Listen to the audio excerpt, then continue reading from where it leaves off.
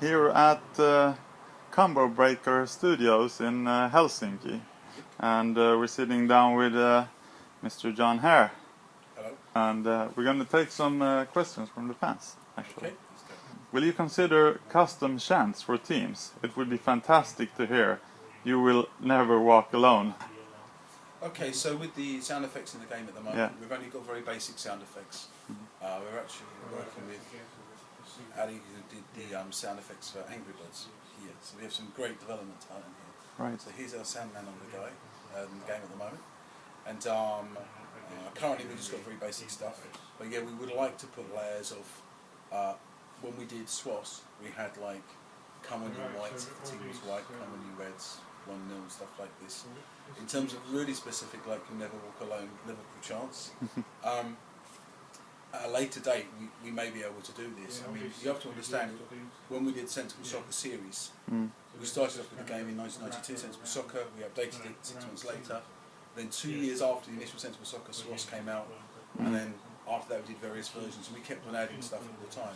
So things like custom crowd chants would be brilliant, and actually, from our perspective at the moment, the more variety you have in sound in the stadiums, not just the chants but also the atmosphere and everything. The colours. Like you're playing international football, the pitch changes, the grass changes, the crowd wearing different colour shirts and various bits. So very much the crowd atmosphere stuff, yeah, something we'll build over time.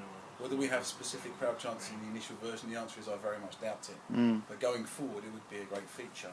And if there were ways over time for people to put their own stuff in, we can, but it's complex because that's going to blend into the sound system itself. You know, what does the background of the crowd chant, the Liverpool crowd chant sound like? So yeah, it's a bit more complex to do than that, but yes, very much would like to in the future with this series. Giuseppe Giola, he asks, will the game have an editing mode?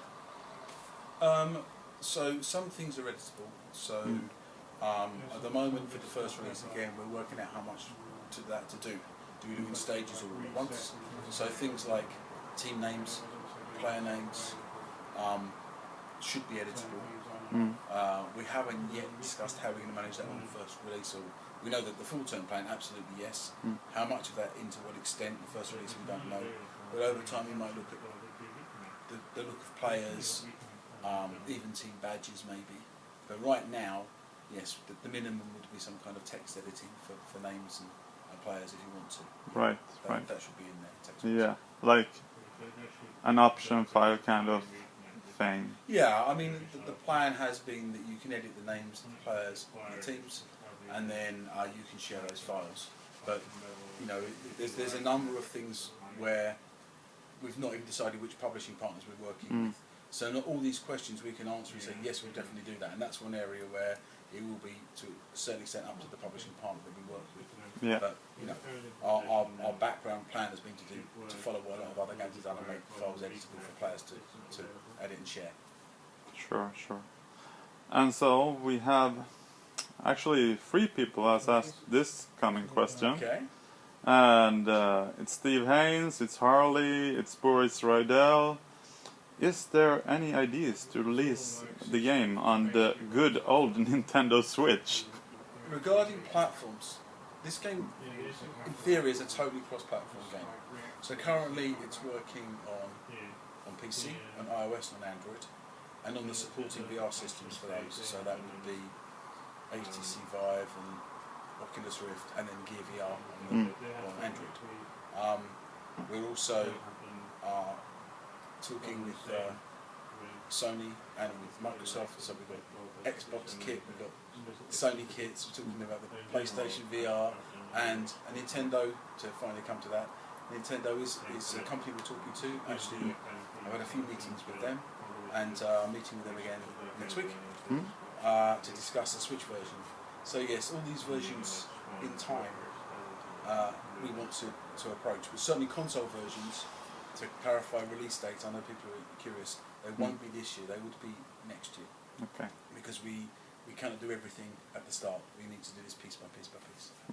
But yeah, very much active discussing with Nintendo, and actually we've been talking to them for well over a year now. Stay Forever Gaming asks, any idea of the price range? higher or lower than 20 pounds? Well, the answer to that is it depends on the platform and also the publishing partner. So, on the mobile platforms, we are almost certainly going to go free to play because everyone is doing that on mobile now. So, then on the PC and on the consoles, it depends on who we go with. It's more likely to be a premium product on console. On PC, it's kind of sitting somewhere in the middle. We're not sure at the moment. So, the game can work both ways. You know, it's got an awful lot of content. So a premium version is obviously stuff is there much easier, and some other different stuff as well. So price point we don't know. I would say that 20, in my mind, is kind of a reasonable mark to be looking at going wavering some way inside of that. But it depends. You know, we've talked to so many different publishing partners, and some people go quite a way up from that, and some people go a bit down from that. So we don't really know. We've turned down about 5 or 6 deals already on the game, so we are taking our time to get the right people to work with. Yes. So, from our own Sociable Soccer DE community in Germany and Poland and Italy, they're asking, how about the offside rule in the game? Well, this is interesting, and it's not something we've come to yet, because currently the game doesn't even have a referee, so at the moment there's not even any fouls in, which will be coming, but we've just not implemented it right today as we speak. Offside rule is interesting. There's 2 ways we can play it. Either you allow people, because in the tactics you can change your formation, you can make the team play more attacking or more negatively, which would increase the opportunities for offside, I guess, if we're very pushed up and attacking. There's 2 ways we can handle it. Either we automatically get the strikers to play to the defensive line, so they never go offside. Even so, you could have situations where a player falls over and happens to stand up and happens to be in an offside position at the point he stands up. So, I don't really know. We never had it in Sociable Soccer, and no one seemed to miss it. So, I'm erring more on the side of we probably won't have it, but we haven't yet done the referee to know how that's going to pan out. If it basically, the decisions are what makes it more playable. So we could try it out and see if it's just irritating. But if we don't have an offside rule, we'll make sure the strikers are aware of the back line of the defence and they don't step into offside positions. Yeah, thanks. Will there be more advanced tactics implemented into formations, like, you know, gegenpress and fake number 9 and, you know, offside trap? Maybe if there would be this at the moment elements. We have for the initial release we have a number of formations. So we've got one plan at the moment which gives us 15 different formations, another one which gives us about 5 or 6 basic ones, and we're not quite sure which side of that we're going to go at the moment. And then we have 3 different strategy things which are to do with how far up the back line pushes.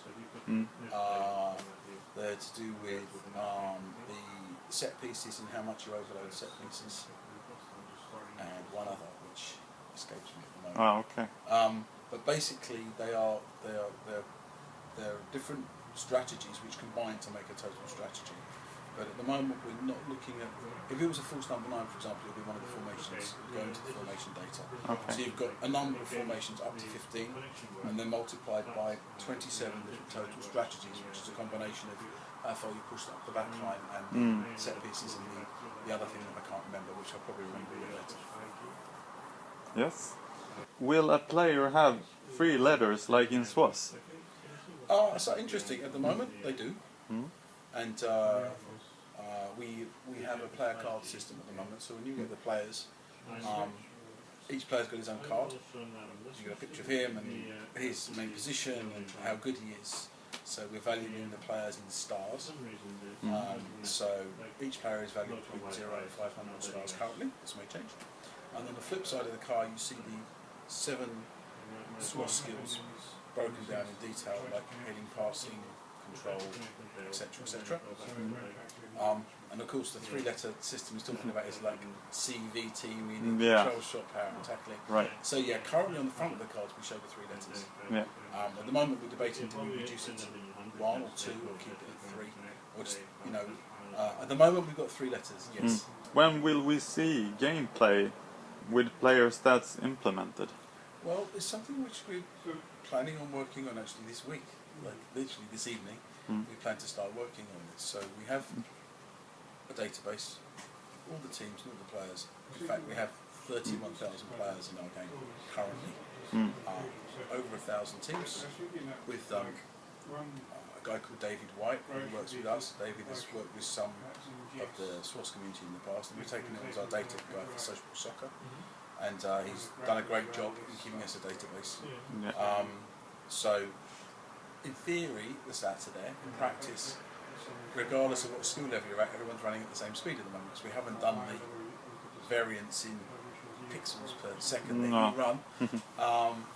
But yeah, that will be in very soon. We actually, the gameplay is really pretty stable and solid, and working across all platforms, and networking up really fast. So now we're in a place where we can start to add these skills without destabilising the core game. So you need to do the core game first, then once you've done that, you layer the skills on top. You can't do it the other way around, and we are just in place to do that, and you should start to see that soon. But I have to say, it's a lot of fun to play already, just with everyone having the same skill. And here's the bonus question. The finishing question also. Can you ensure there's a bonus bit that involves kicking round a hand grenade until it explodes? That's called cannon soccer. That's a different game entirely. We cannot ensure it, and certainly for the first release of this game, you know, it's not something we're going to be focusing on. But going forward, I would love to do stuff like this. And what I want all the fans to understand is, you know, we're not just doing some small retro remake here. We're launching a new sports brand called Sociable Sports. Sociable Soccer is the first sport. We plan to do other sports. We plan to be working on this for many years, and really making a new series, hopefully, which is going to be sticking around for years, and an alternative to some of the current sports series that we see. Of course, football is our first sport, right? Best sport in the world, in my opinion. So things like the cannon soccer kind of thing, I'm sure that we'll get around to doing those. Plus, it'll be a little bit of fun. But those kind of fun things come after the hard work that we're doing now. So, thank you very much, John. A pleasure. Yeah. We'll be back with more questions the coming weeks. Thanks. Okay, see you.